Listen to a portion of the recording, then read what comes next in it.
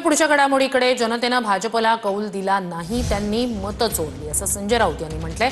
मतचोरीचा मुद्दा आता आंतरराष्ट्रीय पातळीवर गेलाय। मोदी मतांची चोरी करून सत्तेवर आलेत असं संजय राऊत यांनी म्हटलंय।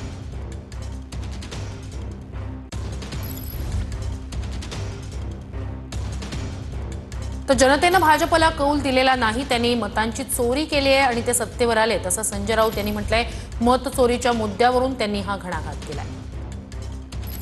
विधानसभा निवडणुकीनंतर मनसे प्रमुख राज ठाकरे यांनी हा विषय समोर आणला की मतं गेली कुठे। जनतेनं यांना कौल दिला नाही आणि मतं चोरली। जो मुद्दा राहुल गांधीने राष्ट्रीय पातळीवर घेतलेला हा मुद्दा आता आंतरराष्ट्रीय स्तरावर गेला की नरेंद्र मोदी भारतासारख्या महान देशामध्ये मतं चोरी करून सत्तेवरती आलेले आहेत।